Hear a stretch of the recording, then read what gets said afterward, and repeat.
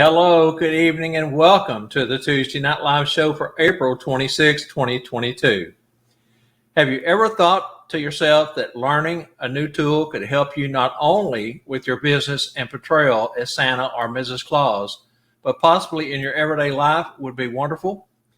That's right, you could better serve the children and families you see each season if you only knew a few simple American Sign Language words or phrases as a Christmas performer.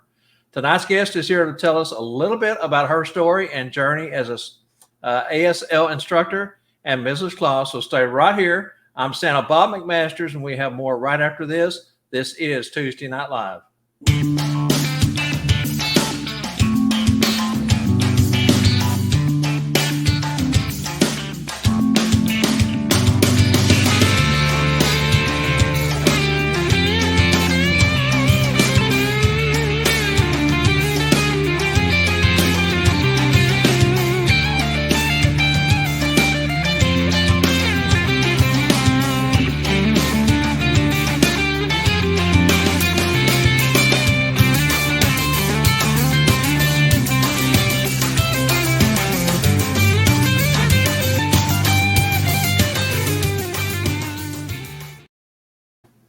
Welcome back to our show. At this time, please say hello to my co-host, Santa Barry Cummins. Hey, everybody. Good evening from Northwest Alabama. Glad to be with you tonight. Also, give a very warm welcome to our world-famous producer, F. Angela Mack, who just happens to be sitting over here and says good evening to everyone. Well, folks, we're so happy to be with you all on week 16 of season 2. This is going to be a fun night tonight. Tonight's guest was actually scheduled for last season, but had to cancel due to being under the weather. But we're so excited to finally have her on the show. Kat became interested in sign language through her church in the 1970s. She has been involved in one fashion or another in the deaf community as an interpreter and teacher, and now has expanded her ASL teachings to include online for the past 5 years. She will be coming up in just a moment, but first over to Barry for these messages. All right, everyone. First, reach up there, give us a like and share this stream to help build the show and the viewership tonight. We appreciate you being with us. We know you have a choice of your time on Tuesday nights. Thank you for being with us. The first half of the Tuesday Night Live show is sponsored. The trivia is by Derek Dugan's Sleigh Driver Apparel Company. Thank you so much, Derek.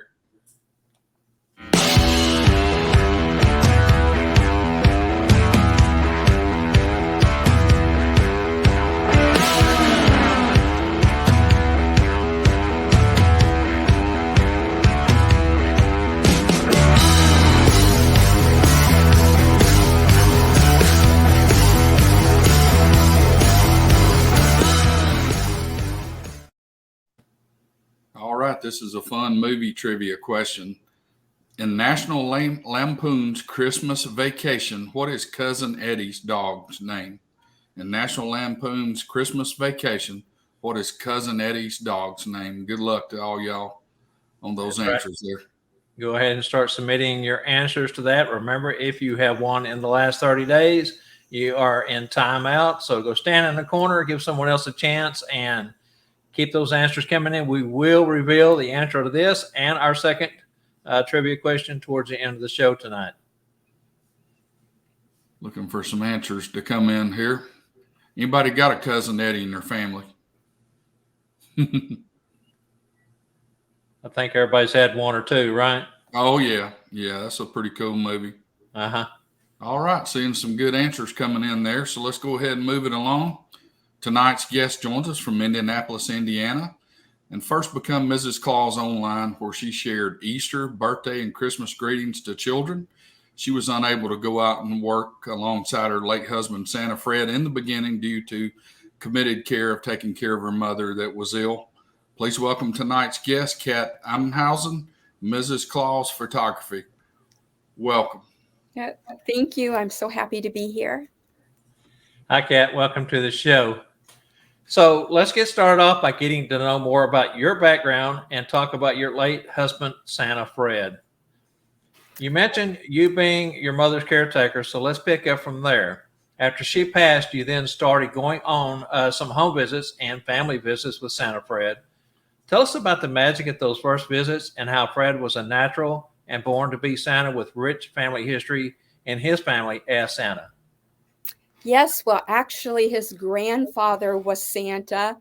And sort of a funny story, as Fred got older, he said he noticed that Santa and his grandfather had the same brown colored shoes. So after his grandfather passed away, his grandmother became Santa. And yes, she put on a beard and she made her own outfit of a red corduroy type material. And she belonged to a travel club and was very active in a lot of organizations. And at Christmas time, when they had their Christmas party, she was their Santa every year until she died. So both his grandparents portrayed Santa. And so Fred was in real estate, and a mortgage broker that he knew, she asked Fred to be Santa at her Christmas party in her home. And that was his first experience portraying Santa. And when he did that, word spread like crazy about how wonderful Fred was at being Santa. His beard was natural. He didn't have to dye it or bleach it or anything. So word just spread, and he got very, very popular. Even this past year, Fred went to heaven in December. He had a waiting list clear into 2023 already. He was a Santa at the world popular Children's Museum here in Indianapolis. He was Santa in our town, a small town in Indiana called Zionsville. He was Santa at the cake bake shop. Cake bake was on of Oprah's favorite things, so he was their Santa also. And I want to say that he portrayed Santa. I always say, being Santa and Mrs. Claus, that we're ambassadors for Christ. And he told me he wanted to keep socks in his car so he could give them to the homeless. He told me one time he came home and he said, I didn't make any money today. I actually lost money because I tried to save a dog that got hit by a car, and I put several $100s on our charge cards to try to save it. There was just numerous things. When we first got married, we didn't have a lot of money, and I didn't have money to pay the phone bill. So we had a closing, and I thought, oh boy, what a relief. We've got money now. We can pay this phone bill. Well, he came home and said, sorry, but I gave the money that we needed to somebody that was closing on their house to pay their closing cost. So the reason I'm telling you these things is because not only I think he was Santa-like, he was also Fred. And that was Fred. But that was also his magic. When we walked into a restaurant, for example, mainly all adults there, but the whole atmosphere would change. Everybody would start smiling. Fred not only looked like Santa, he had the charisma, he had the personality, he had this giving spirit that I think people could sense. When he would go to the grocery store and he wouldn't be dressed in his Santa outfit, kids would start screaming automatically, here's Santa. And he was Santa 24/7. He carried things with him all the time. He carried little pictures. He carried a card that says you're on the good list. So again, being ambassadors for Christ, showing love, I think was one of the main things Fred did. And also I wanted to say, he told me that if he ever went to heaven, that he wanted two things remembered about him: God's grace and Santa. So, as God's grace, we're never good enough. Nobody on this earth is good enough. But because of God's grace, we have eternal life. And so Fred showed God's grace every day in his life. And like with our marriage or whatever, if I ever did anything wrong, he always forgave me, but he always forgave me with a lot of love. And so I think that's what God's grace is, forgiveness with a lot of love. And that's what Santa is. a lot of love, that the magic of Santa is love. So I just want to say that I was so honored to be married to Fred for 47 years, and that he showed the love, and he definitely showed the Santa magic everywhere he went. Amen. He was a true professional, and definitely in every aspect of the word, as you said, a child of Christ. And that's the glory of many of us who believe in the fact that we are doing God's work in a roundabout way. And sometimes without even trying, it opens up the door to speak about Christ. And that's one of the things that I hold most dear about being a Santa. Barry? Kat, in 1970, you became interested in sign language through your church and started studying in depth and taking a couple of courses on that. Share with us the path you chose, beginning with getting involved with the deaf community, and from there in the different areas you worked and volunteered your services within that community. Yeah, when I first went to this church, I had never been exposed to the deaf before and never saw sign language before. So my eyes just became transfixed on the interpreter in the service, and I knew that I wanted to learn more. So at the time, the church offered a sign language course, and then I decided I wanted more. So I took another course. And then I decided what better place to be exposed to sign language than at the deaf school. So I volunteered to work at the deaf school. I also went to the deaf club in our town. My husband was in real estate. He had some deaf clients I would interpret for selling houses. I volunteered for the American Society for Deaf Children convention. And I just immersed myself in the deaf community. I became friends with a lot of deaf people. And I think that's the best way to learn, is to become immersed in that. And being at the deaf school, when I walked on campus at the deaf school, I felt like I was literally at home. I felt so comfortable. It even had a calming effect. And I just loved being there. I loved working with the children. It was just really a wonderful experience to be immersed in the deaf community. I don't know if I told you or not, but where I live at's where Helen Keller's from. Oh, how wonderful. Absolutely. All right, you got anything else on that, Barry? No, we were good on that. Okay, I know we're going to jump into this here real quick, Kat. Stay with us. It's time to take a short breather here, let you collect your thoughts a little bit, and we're going to do a special product announcement, so stay with us. We'll be right back in just a moment.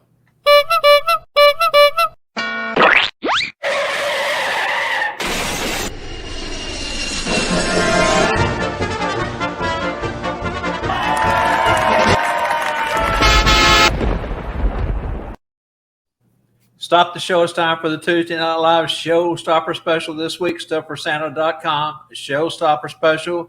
We're going to go straight to this idiot right here, this clown. Yes, that's right, me, Santa Bob. Spangle's getting ready to be on the road to the ISC in Atlanta. So tonight I'm going to do the Showstopper Special. Excuse me. All right, so this week's StuffForSanta.com Showstopper Special is Spangle's School of Santas. He is offering a discount. He has a handful of chairs left that has not been filled. It's almost a sellout. Normal price is $359 on the website. He's taking $60 off of that for this sale. That means, yes, if you've been sitting on the fence, now it's time to jump off. $299 to make it to the School of Santas. That includes your meals and 2 show tickets and 2 in-house entertainment people coming in to entertain live there in the school at the end of the day. This special is good through next Monday, May 2nd. But if you wait, somebody may grab those last handful of seats. So get in there, get your reservation made with Tanya. If you need that number, just holler at me or reach out to Spangle, and we can get you Tanya's number and get her to sign you up. She is the agent in charge of everything. All right, let's do this next.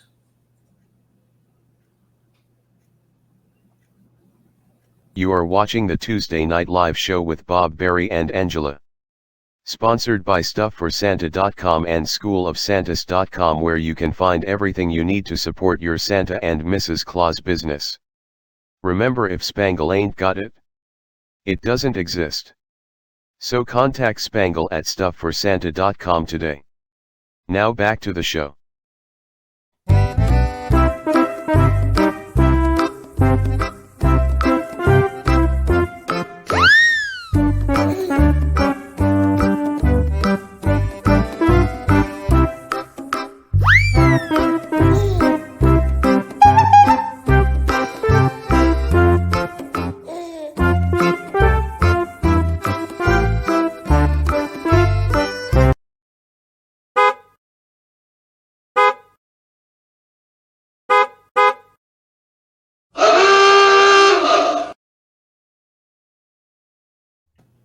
All right, guys, now for the StuffForSanta.com and SchoolOfSantas.com trivia question. We're going to stick with movie trivia, stick with the National Lampoon's Christmas Vacation. In the National Lampoon's Christmas Vacation, what kind of car did the Griswolds own? We need make, model, and description of that, please. In National Lampoon's Christmas Vacation, what kind of car did the Griswolds own? Good luck. Throw your answers into the comment box there. And remember, if you've won in the last 30 days, you're not eligible for this particular question. And keep those coming in, and we will reveal the answer at the end. And as always, the trivia winners will be announced tomorrow on the SatLabs Live Facebook page. So if you think you had the right answer and you're the first one, go over there tomorrow and check and see who won. I think you should have left that nose on, Bob. Yeah, I don't know. Those are the ones that squeezes your nose, and they're so uncomfortable, and they want to fall off. So, hey, I've got a big enough nose without that. All right, Kat, let's move to the next part of your story, where you said you volunteered at a state deaf school as a teacher's assistant. I was intrigued in the fact that you taught the children math. If you can explain what that process is like working with the deaf children and numbers through sign language. Well, since sign language is a very visual language, we use things like bingo to teach numbers. We used play money. Since it's a very visual language, and they basically enjoyed that. We had different activities all the time at the deaf school, different parties for different holidays, different field trips. And they just sort of reacted like any child would, very excitable. And they loved playing bingo. In fact, that was one of the first things I did. My first day there was play a bingo game. And that was a lot of fun. So just a hands-on type approach to teaching math was sort of what we did in the classroom. Guys, I got to tell you, back when I was going to school, it seemed like the teachers were different than they are nowadays. Of course, everything evolves over time, but I wish I had a teacher like you. It would have been so much fun. A lot of my teachers were strictly by the book, and they didn't have too much fun in class. So it would have been really cool to have you as a teacher. Well, thank you. Also, one thing I did when I taught school, we even had a teddy bear day, and where you bought your teddy bear to school, and then we gave the history of the teddy bear from Teddy Roosevelt. And I remember there was one boy, he goes, I think maybe this is a little bit sissy for me to bring a teddy bear to school. But you know what? He brought his teddy bear to school, and he had a lot of fun learning about Teddy Roosevelt and how Teddy got his name.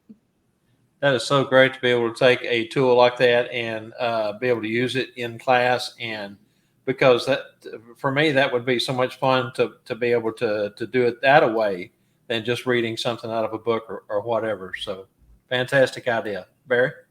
Kat, another interesting fact you told us about that you work with children with mental problems who were locked behind doors, as well as children with autism. At your state deaf school, students lived on campus.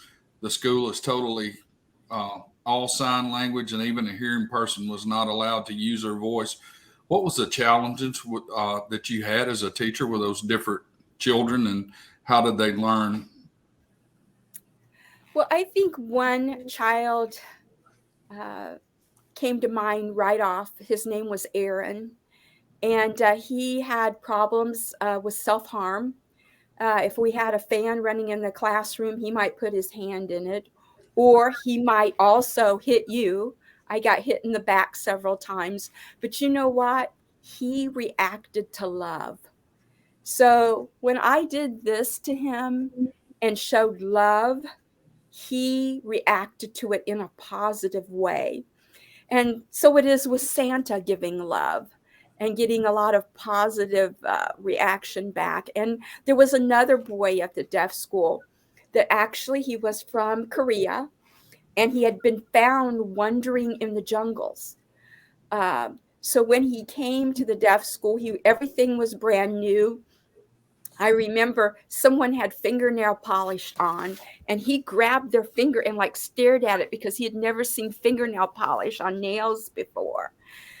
He too reacted to showing love and kindness, which is what Santa and Mrs. Claus is all about.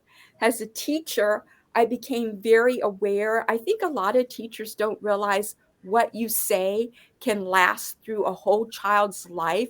You're basically building the foundation for them. Teachers are such a great influencer over children. So showing love and kindness, working one-on-one, there wasn't like a whole room full of children.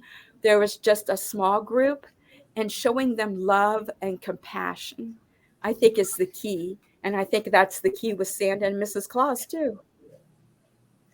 Absolutely. How hard was it to keep the attention span of the different groups focused while teaching ASL? And what was some of the challenges you faced as being the ASL teacher there? Well, since sign language is a visual language, you have to get their attention. They have to look at you. Otherwise, they won't know what's going on. So honestly, it wasn't that difficult. Sometimes children with autism, uh, because they can't handle sensory overload, uh, sort of maybe get a little distracted or want to look away. But I really found that it wasn't that difficult. Um, I really felt like I had a very good interaction with the children. And because they have to look at you, because again, there's a visual language, they have to look at you. Uh, really, I didn't feel like that I lost their attention that much. They seemed very, very involved in wanting to learn. If you have a child visiting with you with autism and everything, and they try to turn away or something, what's a good way to get their attention? Well, the children with autism, of course, at the deaf school, they had deafness issues and so forth. You can walk in front of their field of vision. You flash the lights in the classroom to get their attention. You put something in front of them that they enjoy. The teddy bear day that we had at school, we just move the teddy bear around in front of them and start signing or talking about the teddy bear story and about President Roosevelt. So you just put things in front of them that they enjoy and like, and they'll respond to them. Great tip. Kat, you went back to college to become a subteacher at the deaf school. After completing college requirements, the door opened for a teaching position at a private Christian school where you were working with grades K through high school children that were hearing children. Some of those children had learning disabilities and other problems. Did you have a favorite grade or a favorite group to teach? I really enjoyed the third and fourth graders. Some of them were very loving. Sometimes I used to get notes every day from them saying how much they liked me or even loved me. So I think the younger grades are really fun to teach. They're very loving. And it was just really enjoyable. And and I enjoyed about the 3rd and 4th grade is probably my favorite ages. That kind of seems true. We have quite a few friends, either us or our daughter and son-in-law, that are teachers, and I think they all kind of feel the same way. 3rd, 4th, right up to the 5th grade. Those are great years to be a teacher for. All right, Kat, well, let's transition to the ASL portion here. Let me pose this question to you. Why learn sign language? Well, you never know when you might need it. In fact, I knew a lady who had a stroke, but she knew sign language. And even though she had the stroke and it damaged the speech center of her brain, she could still sign.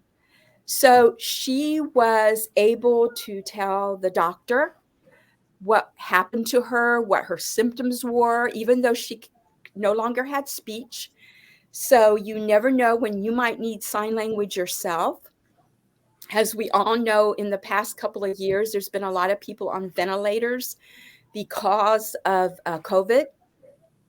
Again, when you're on a ventilator, you can't speak. So using sign language, it would be very, very helpful. Aside from that standpoint, of course, it's a very beautiful language. You can express yourself. I'm sure we all have seen people sign to songs and that we're just transfixed watching the sign language with the music. Of course, it's very useful. Again, back during COVID, people we've heard stories, people in nursing homes had to stay behind a window while their relatives waved to them on the other side. Well, if both of you knew some sign language, you could talk to each other through the window instead of just wave. So it's really advantageous to learn it because you don't know when you might need it. And besides being a very beautiful language. And those are all very great and valid points. Kat, how can Santa and Mrs. Claus use sign language? Well, Santa and Mrs. Claus, of course, you never know, has Santa and Mrs. Claus, when you're going to come across a deaf or hard of hearing or nonverbal child that uses sign language. But you say, well, I don't think that's ever happened in my Santa career. Well, you can use sign language with hearing children. That I use sign language with hearing children all the time to play games with them. Plus, children like to be like one up on their friends. And if you teach them some signs, they just think that's wonderful because they know something that their friends do not know. So you can just use sign language just to have fun and to have games and even with the hearing children. Great tips. Well, Kat, at this time, we're going to turn it over to you and let you teach. Have at it. And hopefully our audience will participate and learn some cool things. Okay, well, thank you. Well, the difference between deaf children compared to other special needs children, that autism children, we talked a little bit about sensory overload.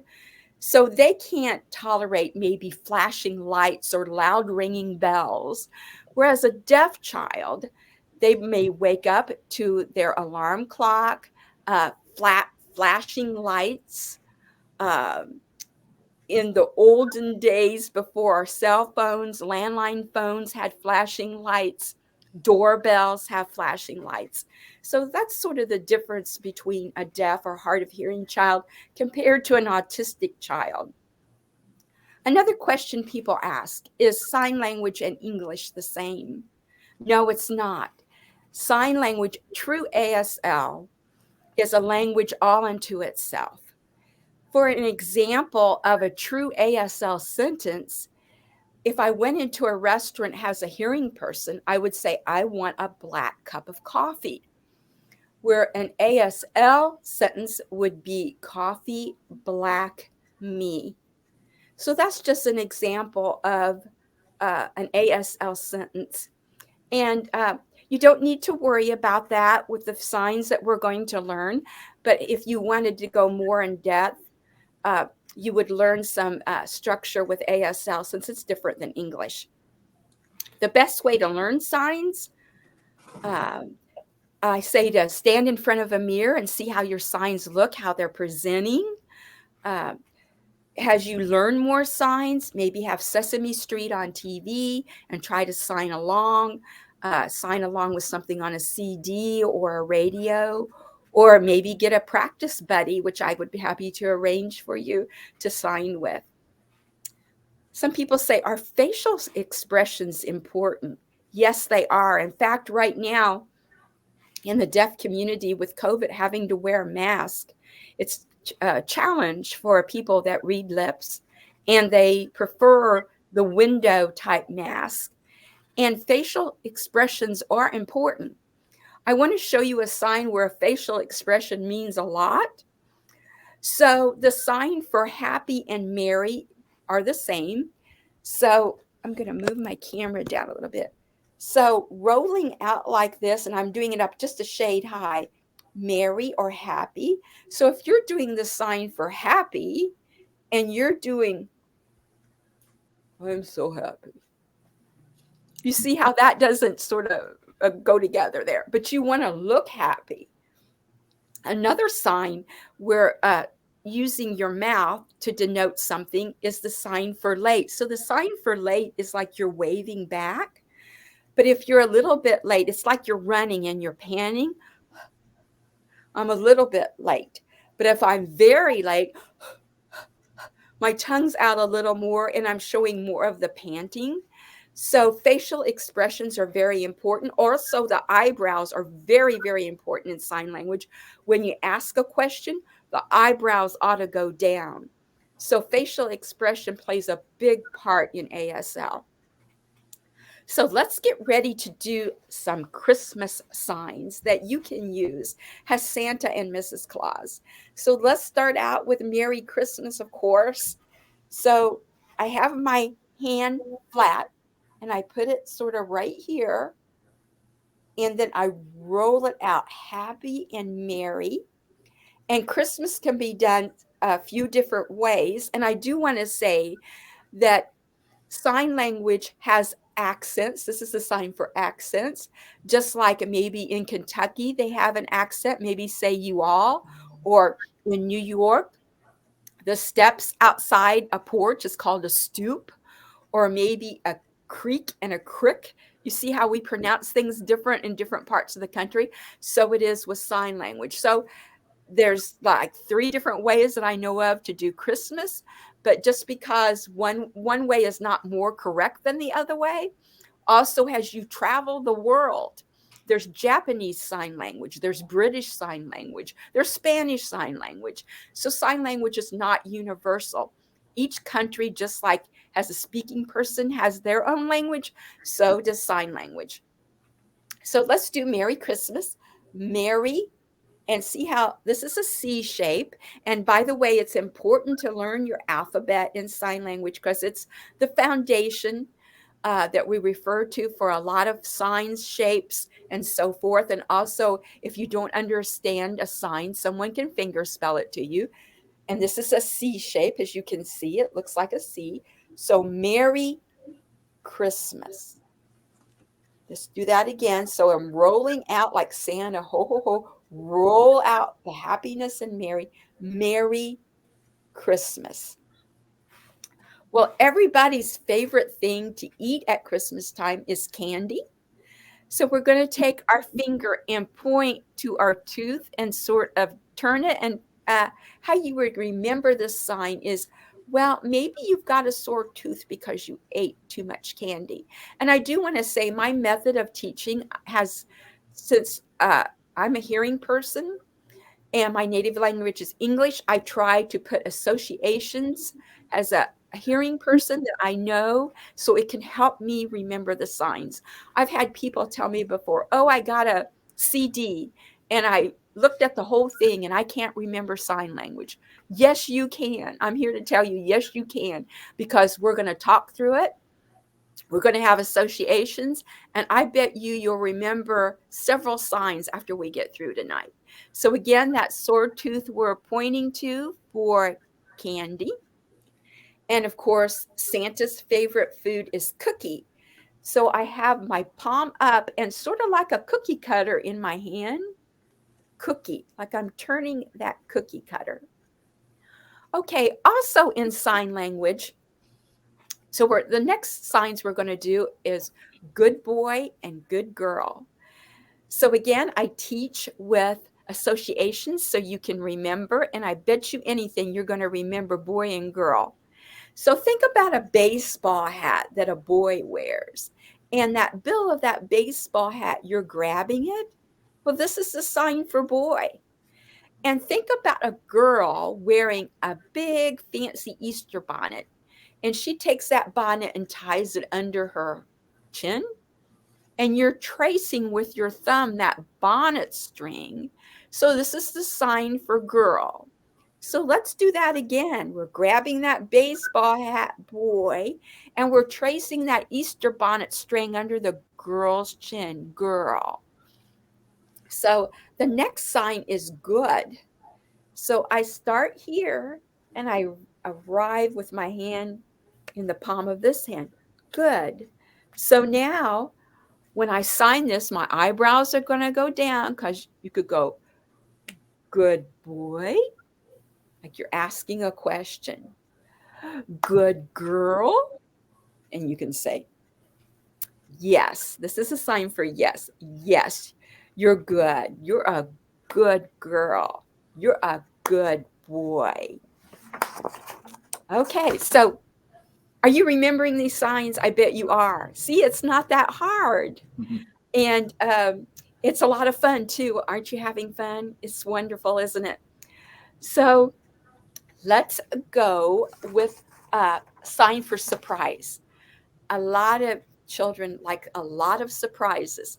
So I take my hands and I put them up here by my temple, and it's like, surprise. And I look surprised. My eyebrows go up, surprise. And you can ask that you like a lot of surprises.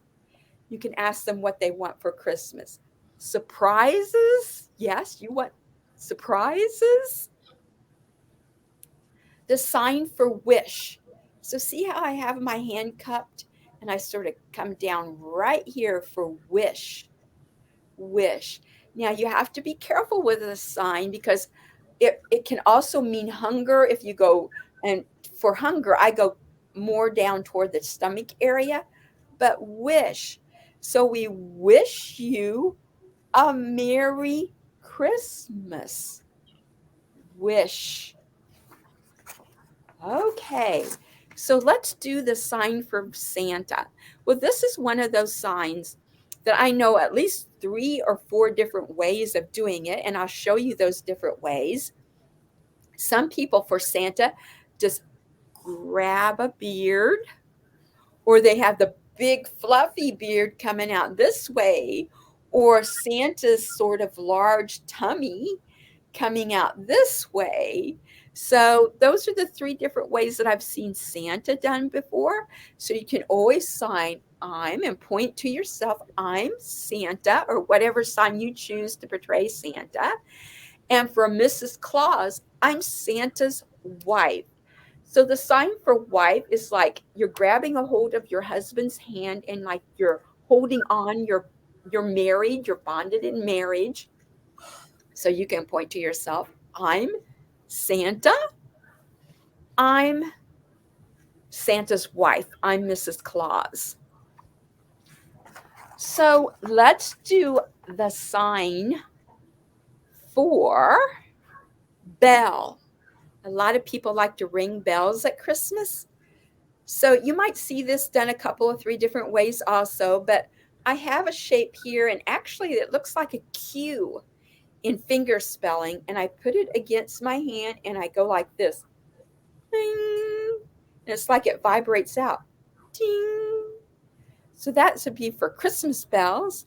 And for Christmas candle, you take your index finger, you put it here at your pulse point, and you move your fingers for the flame of the candle. So we were learning a lot of signs, aren't we? So Santa is everyone's friend. So the sign for friend is you take your fingers and you hook them together, and you might see friend done this way. But if you're really best buddies. And who isn't the best buddy with Santa? You sort of shake it at the person like, you're my very best friend, my best buddy. So that's the sign for friend. So let's do some signs from the Nativity. So the sign for the star that was shown on Christmas night, and this is a pretty sign. It's like a shooting star. It's just like my two fingers are shooting off of each other for star. The angel that appeared. So I take my hands and put them on my shoulder and just roll them out like this for angel. Angel. The sign for shepherd.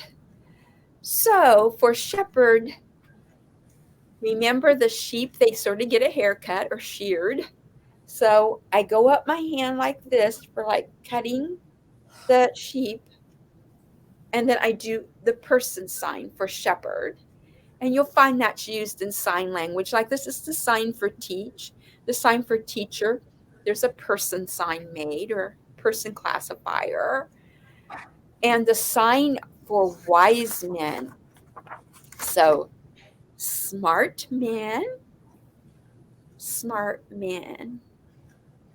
And the sign for Mary. Now, people have name signs that are given to them by the deaf community. And this is the sign for Mary. Now, this is the sign for Mary, Jesus' mother. This is not the sign for Mary Smith or a friend of yours named Mary. This is specifically for the Virgin Mary. This is M in the alphabet, and you see how I'm referring to the alphabet quite often. So it's wonderful that you can learn that. So we use it all the time. So this is M for Mary. And then her headpiece or scarf that she wore, I take it and I trace it like her headscarf that she have on with M for Mary. Of course, the sign for Jesus, it shows the nail pierce in his hand. So we take our middle finger and we touch the nail pierced here and the nail pierced there for Jesus. Jesus. The sign for birthday, which is Jesus' birthday. And also, a lot of children seem to have their birthday in around the Christmas holiday. So Santa could tell a child happy birthday. So birthday, I have this middle finger extended. I touch it here and I bring it down here for birthday. So I want to show you how to do the happy birthday song so you can tell a child happy birthday. So we know happy and Mary's the same sign. Happy birthday to you. Happy birthday to you. Happy birthday. And it's like someone's very precious and you're hugging them close. Dear, and whatever their name is. Happy birthday to you. So I bet any child would love Santa signing happy birthday to them. The sign for Bible is Jesus book. Again, the sign for Bible is Jesus book. The sign for God is you go straight down your face like this for God. And then the sign for bless, if you wanted to say God bless you, you have your thumbs up and you put them on either corner of your mouth and you come down, and as you come down, you flatten them out. So you could go, God bless you. So let's do that again. Isn't that funny? When I went, God bless you, a ray of sunshine just hit in my window. Anyway, God bless you. And the sign for Christ and Lord, think about Miss America wearing that sash that says Miss America across it, as like a sign of royalty. So the sign for Christ and Lord and King are all with that same mind thought. C for Christ. So I'm tracing that sash and I bring it down to my side, that sash like Miss America wears. Lord, this looks like an L, and this is L in sign language. And I bring it down, and I'm tracing that sash, and K for king. Okay, so let's learn some reindeer names. Now, everybody may not know the sign name for the reindeer, and you may have to finger spell it first, then introduce the sign, has the reindeer name signs. It's just like when you meet somebody, if you don't know their name, you have them finger spell it first, and then they do your name sign. For example, I was given my name at the deaf school, and you need to be given your name by someone in the deaf community, your name sign. So my name is Kat, and mine's with K on the shoulder. So with the reindeer name signs, you may want to finger spell it first if you're interacting with a deaf person. But I want to tell you, I use this all the time with hearing children. And this is the story that I give. I say, you know, when the reindeer are way off in the field and they can't hear me, they have sign names. So I sign them. And shh, this is a secret with Mrs. Claus and the reindeer, but I'm going to let you know our secret name signs. Would you like to learn them? Children just love this, and I do this all the time with hearing children, and they just so enjoy it. So we know Dasher. Dasher is like running, and also running can be done this way. Let me move over a little bit. Running or running. Dancer. So he's sort of a dancer. He's sort of dancing around. Prancer. He's a prancing. And vixen. So this is V at the forehead for vixen. And comet. Now, Comet, I've seen a couple of different name signs for him. I saw somebody do a star one time, but the actual sign for Comet is like this, like a comet moving through the air. Comet. Cupid. Donner. This is actually the sign for fine, but Donner is a really fine reindeer. And Blitzen. You know Blitzen? He loves to clown around, so he's got the clown nose sign. And Rudolph, well, of course we know he has the flashing nose sign. So I share those with hearing children, and they just love knowing those signs and sharing them with their friends and saying, do you know Mrs. Claus showed us some secret signs that she said only she and the reindeer knew? And I got to know some secrets. So children just really, really enjoy those signs. So I hope you've enjoyed. I hope I haven't overwhelmed you with a lot of signs. I know that on the live show here, I think this is available for replay so that you can review the signs if you like. That's right, exactly. So again, if you do want to go back and review it. It'll be on the Sat Bob's live page as always. All right, Kat. Well, let's go out to our viewers tonight. Ask them if they have any questions or comments for you. I know there was a lot of comments coming in while you were doing all that. Let's see if we can get some of them up for you.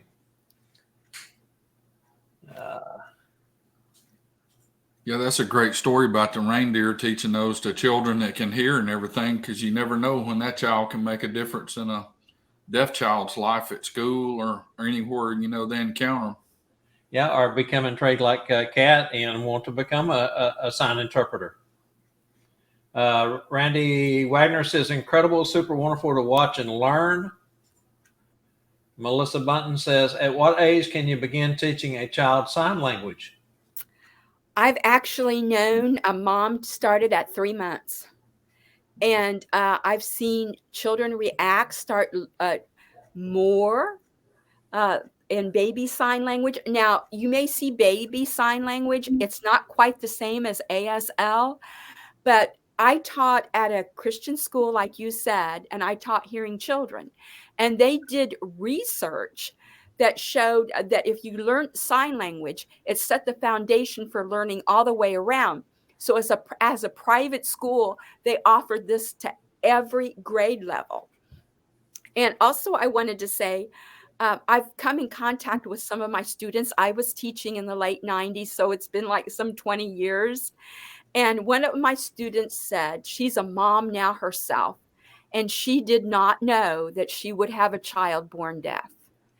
And she told me that I remember what you taught us in school, some of the signs. There's a thing called muscle memory. And so I hope you were signing along with me because it helps you remember it. She said, I didn't know I would use those signs with my own child someday. That's pretty cool. Yep. Remember, folks, if you're not watching the live stream, but you have a question or comment, just put it in the box when watching the replay. We'll forward those to our guests and do our best to get those answered for you.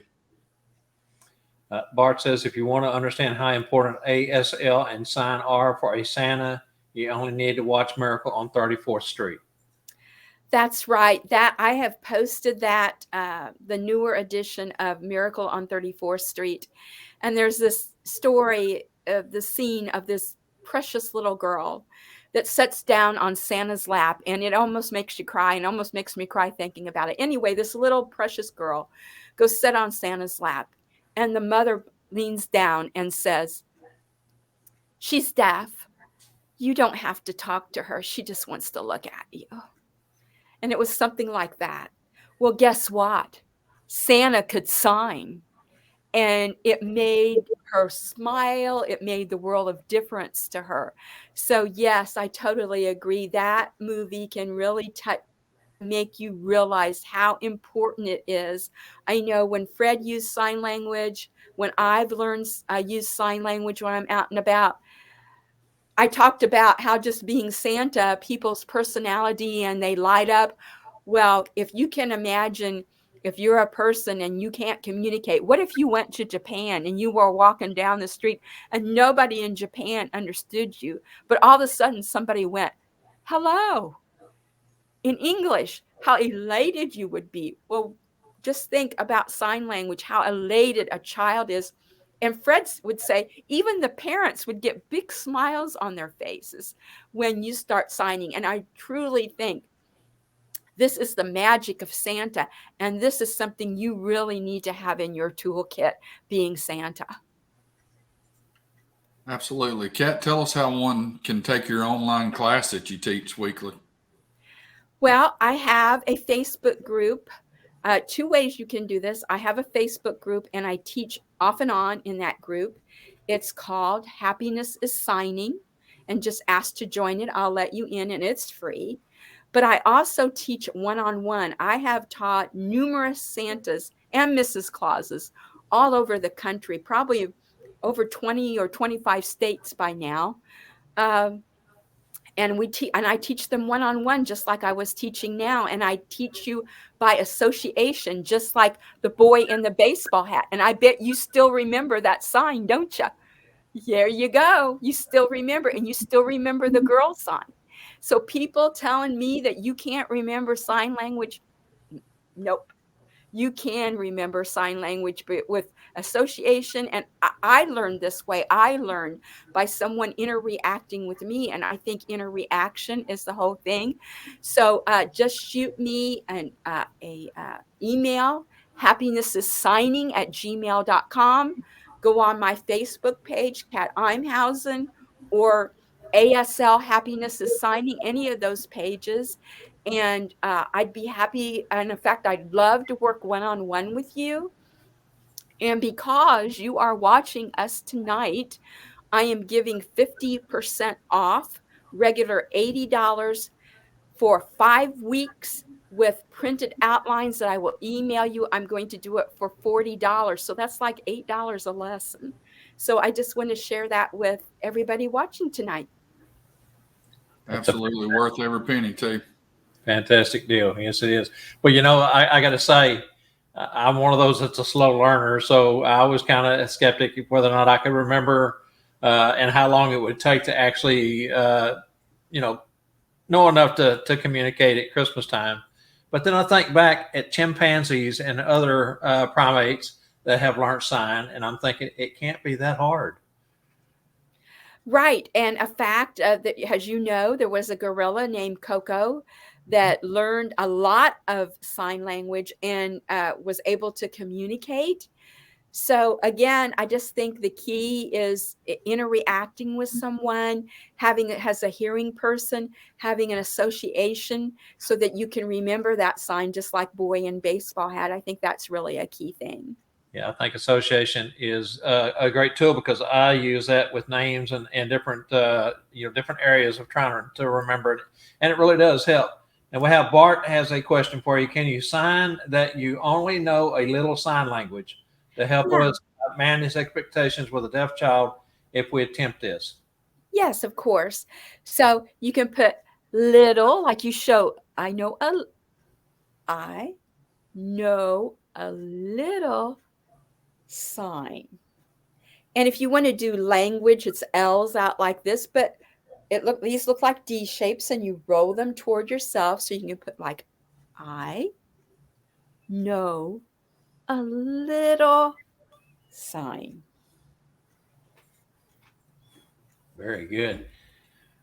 Well, Kat, stay with us because before we close the show out, we have a segment called Santa's Point of View or Point of View. We use this time as a teaching moment to share tips from our past experiences. Would you do us honor tonight to use this spot to share with our viewers a teaching tip or your point of view about an experience? Yes, in fact, I have a wonderful story that I'd love to share.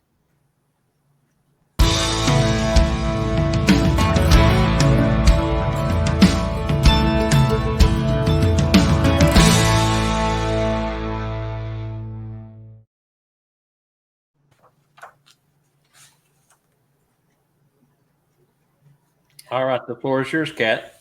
All right, thank you. Well, I wanted to tell you a story about a student that I had, maybe it was 3 or 4 years ago now, that he was actually a Santa at an amusement park. And he wanted to learn sign language fast. And in fact, usually I do it once a week. He did like 7 days in a row. I mean, he really crammed to try to learn.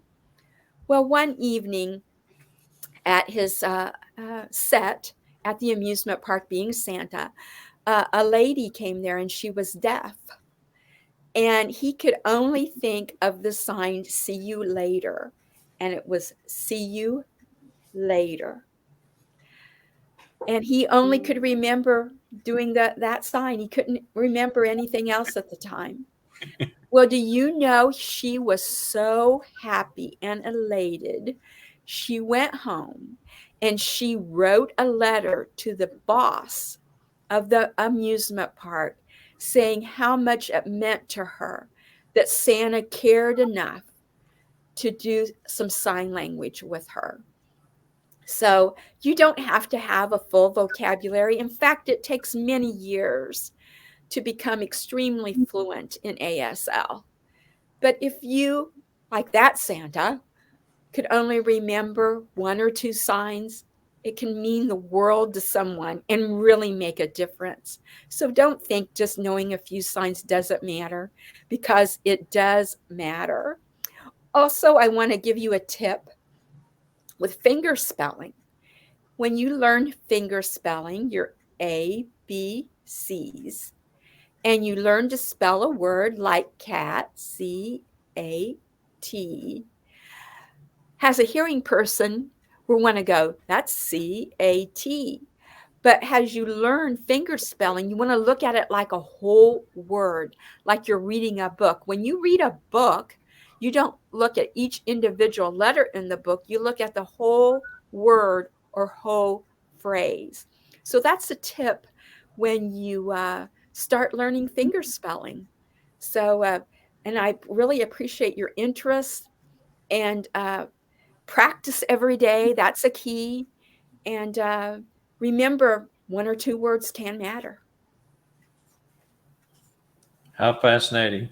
Okay, so at this point, we're going to go ahead and reveal tonight's trivia answers. So let's start off with the sleigh driver apparel company, Derek Dugan's.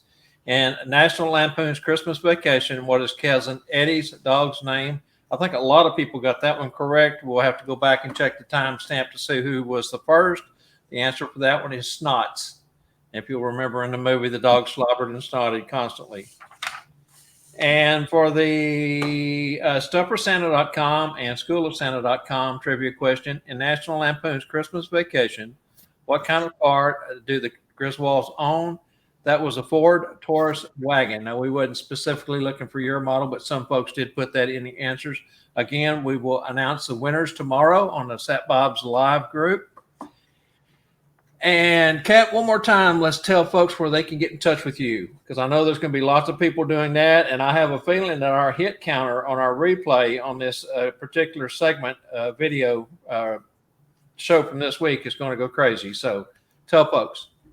Yes, you can reach me at my personal Facebook page, which is Kat Imhausen. You can also reach me by email, happinessissigning@gmail.com, or my Facebook group. I hope that you will join my Facebook group, because I have free classes in there every so often, and also tips about signing and some interesting stories about the deaf community. It is Happiness is Signing. And also I have a page, ASL Happiness is Signing. And you can reach me at any of those. And I would just love to share signs with you. Thank you so much. And invite everyone to share, and invite your friends to our weekly Tuesday night live broadcast and our Bob and Barry live preview shows on Monday in the Sat Bob's Live Facebook group. We do that at 3 p.m.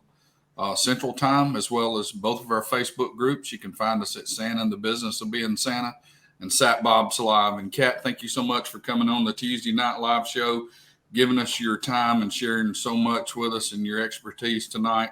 Thank you so much. Great show, and God bless you. Thank you so much. Yes, love to everyone. Kat, this has been a great show and such a great learning experience. Oh my gosh, I've been looking forward to this one for a long time.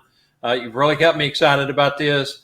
I know I'm going to have a lot of work ahead of me, but I'm going to learn some of this stuff because I can really see a need for it. I want to thank to all of our sponsors and to all of you for tuning in and giving us a moment of your time.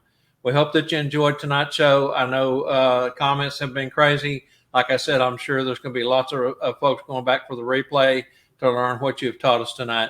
Remember, you can catch the recorded replay of this and every Tuesday night live show on both our Sat Bob's Home group and our Sat Bob's Live group.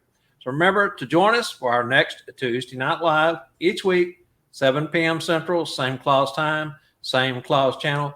Kat, God bless, and thank you so much. We really appreciate you coming on and giving us your time and your expertise. Very great show. Thank you, Angela. Thanks to our sponsors. And until next time, God bless, and thank you so much. Remember, we do this because we care. We love you. Good night.